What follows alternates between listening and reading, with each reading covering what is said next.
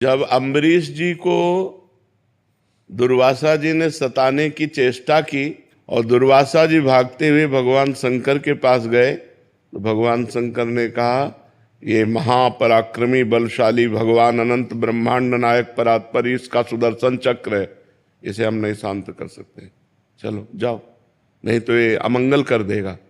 तो दुर्वासा जी गए ब्रह्मलोक, ब्रह्मलोक में ही ब्रह्मा जी ने उनको टिकने नहीं दिया। फिर वो भगवान के वैकुंठ लोक को गए, वैकुंठ लोक में भगवान के शरण में हुए। और भगवान का व्रत है कि कैसा भी पापी क्यों न हो, यदि वो मेरी शरण में आ जाए तो मैं उसकी रक्षा करता हूँ।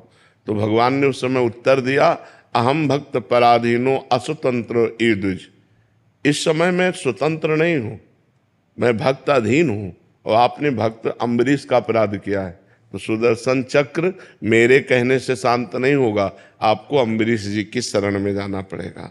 भगवान ने अम्बरीश जी की शरण भेजा दुर्वासा जी को। ऐसे ही नारद जी का अपराध बना भगवान शंकर का। जब नारद जी भगवान शंकर के समीप गए और कहा कि हमने काम पर विजय प्राप्त कर ली, तो भगवान शंकर ने निषेध किया कि ये बात श्री हरि को मत कहना। तो नारद जी को भगवान शंकर पर दोष दर्शन हुआ कि ये काम विजयी तो हुए लेकिन क्रोध करके काम को भस्म कर दिया, और मैंने क्रोध भी नहीं किया, इसलिए मेरा यश नहीं सह सकते, इसलिए कह रहे हरि को मत कहना जाके, और जाके सीधे हरि से कह दिया।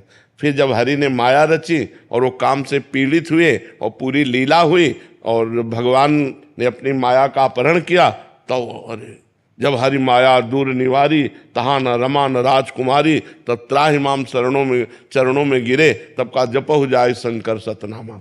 भगवान शंकर का अपराध किया है, जैसे अम्बरीश का अपराध किया था तो दुर्वासा जी से कहा जाओ अम्बरीश के पैर पकड़ो, ऐसे ही भगवान शंकर का अपराध किया था तो कहा जाओ भगवान शंकर के नाम का, सतनाम का जप करो, जिससे तुम्हारा परम मंगल हो जाएगा। भगवान के शास्त्रों नाम है, आप भगवान शंकर की शास्त्र नामावली गीता प्रेस से खरीद लीजिए, उसमें 100 नाम क्या, उसमें तो 1000 नाम है, जो नाम चाहो जप करो।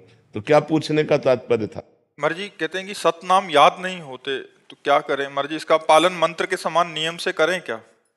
भगवान शंकर का नाम जप करो, शाम सदाशिव शाम सदाशिव शाम सदाशिव, सब हो गया। वहां सतनाम इसलिए कहा था, आपने अपराध किया तो उन्हीं के 100 नामों का जप करो जाकर। लेकिन सांब सदाशिव को आर्त भाव से कैसे पुकारें? जब सांब सदाशिव जपते जाओगे और हृदय पवित्र होगा तो आर्त भाव आ जाएगा। आर्त भाव कोई नाटक थोड़ी किया जाता है, वो तो हृदय का विषय होता है कि आंखों से आंसू आने लगे, हमारे जी में भगवान शंकर से मिलने की लालसा जागृत हो गई और विकल होकर हम भगवान को पुकारे। भजन करने से होगा, खूब जप करो, ऐसी स्थिति हृदय की पवित्र हो जाएगी, तब ऐसा आर्त भाव आ जाएगा।